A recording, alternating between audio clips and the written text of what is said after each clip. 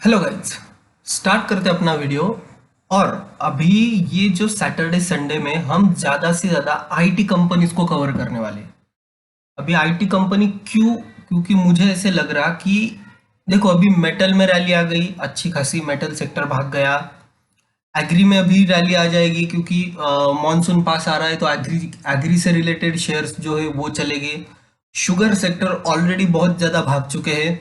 और गिर कौन रहा है? वो आईटी गिर रहा है। तो आने वाले अगले एक महीने के लिए हमें आईटी शेयर्स अच्छा खासा मुनाफा दे सकते हैं, ऐसा मुझे लगता है। तो उसमें से हम स्टार्टिंग से लेके एंड तक जाएंगे। देखो, पहले दो वीडियो रहेगी पेनी शेयर्स पे, और फिर धीरे धीरे मैं लेवल इंक्रीज करते करते जितनी मुझे बेस्ट कंपनीज लगती है या जिसमें अच्छा खासा करेक्शन हो चुका है, लेवल्स आ चुके हैं, वो सब हम ये 2 दिनों में देखने वाले। तो पहला हमारा स्टॉक है 3i इंफोटेक।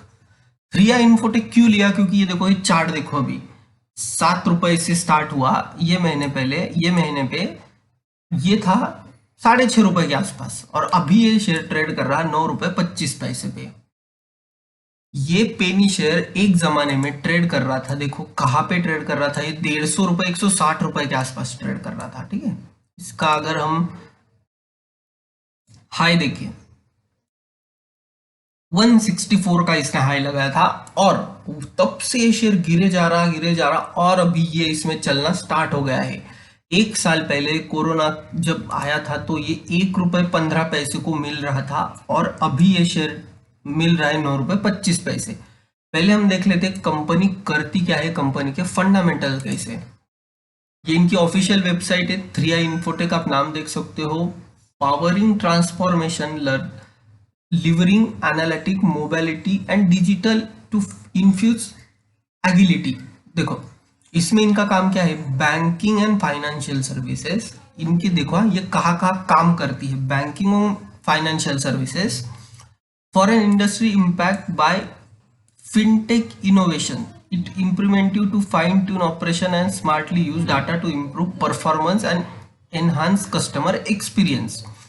तो इनका एक जो सेक्टर है वो काम करता है बैंकिंग एंड फाइनेंशियल में। दूसरा इनका सेक्टर काम करता है इंश्योरेंस एंड हेल्थ केयर में। इंश्योरेंस एंड हेल्थ केयर में क्या आता है? Changing customer expectation, dynamic regulation and disruptive model to make. चलो ये तो ठीक है, ये पूरा डिटेल में हम नहीं पढ़ेंगे इतना। पर एक हो गया बैंकिंग एंड फाइनेंशियल, हो गया। दूसरा हो गया इंश्योरेंस एंड हेल्थ केयर। तीसरा, ये कंपनी गवर्नमेंट के लिए भी काम करती है। Enabling paradigm shift outcomes through technology. तो गवर्नमेंट के लिए काम करती है, उसके साथ एंटरप्राइज। अभी इसमें क्या कहा आता है?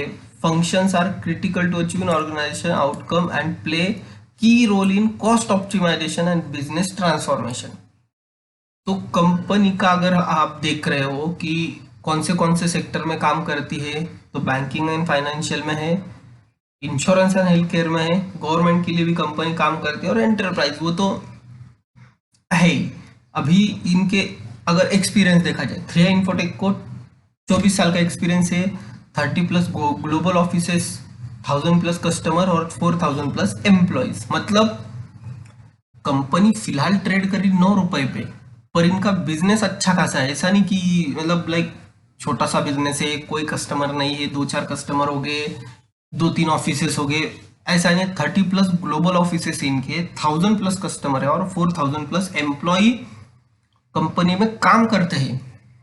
पर फिर भी कंपनी में कोई अभी तक रिवाइवल आया नहीं। 164 से ये कंटिन्यू गिर रही है, और अभी गिरते गिरते ये 1 रुपए तक पहुंच गई थी।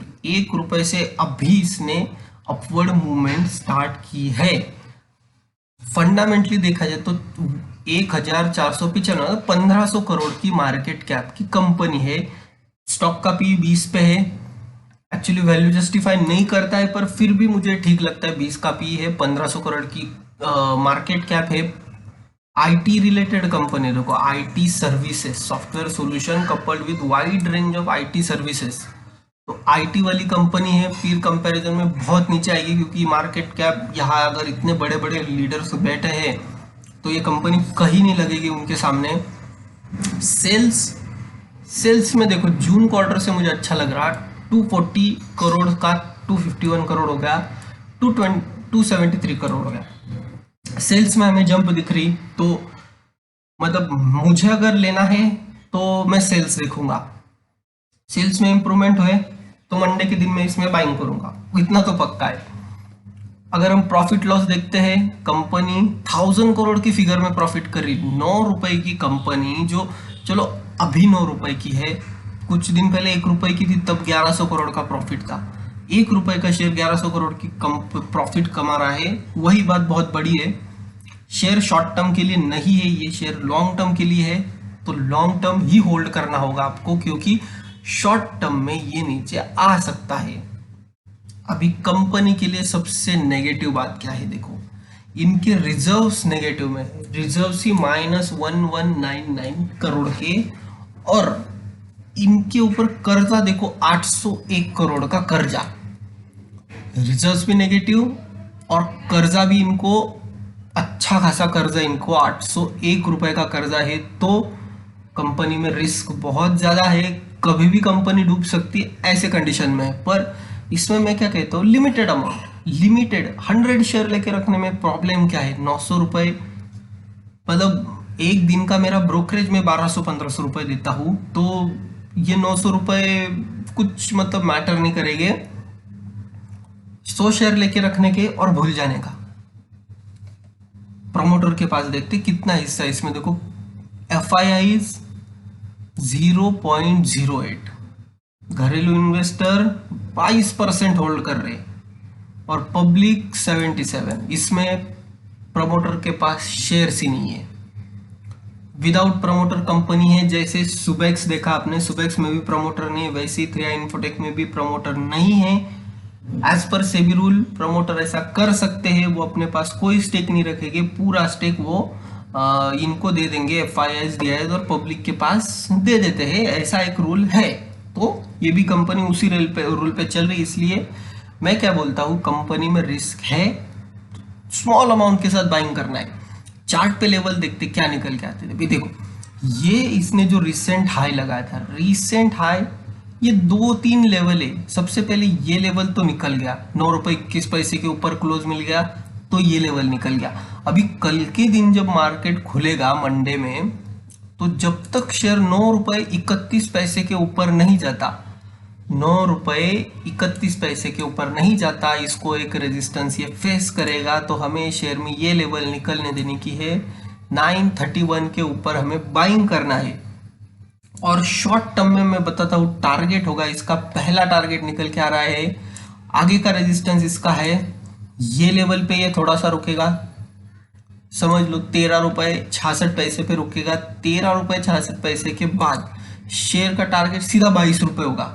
13 रुपए अगर लेवल निकाल देता है ये शेयर, तो सीधा 22 रुपए का टारगेट शेयर में निकल के आता है। तो यहां से आपको रिस्क टू रिवॉर्ड भी मैच हो रहा है, क्योंकि अगर इसमें आप एंट्री ले रहे हो, ठीक है, समझो 9 रुपए पे एंट्री ले भी ली, तो आपका stop loss, strict stop loss होना चाहिए। जो कंजर्वेटिव ट्रेडर है उनका स्टॉप लॉस होना चाहिए 6 रुपए 40 पैसे का, और जो रिस्क लेने वाले, जो रिस्क ले सकते हैं, उनका स्टॉप लॉस होना चाहिए 2 रुपए 90 पैसे का। जो कंजर्वेटिव ट्रेडर है उनका टारगेट 6 रुपए 40 पैसे रखना है, और जो रिस्क लेने वाले ट्रेडर है उन्होंने 2 रुपए 90 पैसे टारगेट रखना है, डरने वाली बात नहीं है। तो ये टर्न अराउंड स्टोरी IT की आगे आने वाले टाइम में हो सकती है, ऐसा मुझे लगता है। मंडे में बाइंग करूंगा। तो ये ओवरऑल एनालिसिस अपना 3i इन्फोटेक पे। वीडियो पसंद आए तो लाइक सब्सक्राइब जरूर कर देना। मिलते हैं हम अपने नेक्स्ट वीडियो में, तब तक enjoy your trade and take care.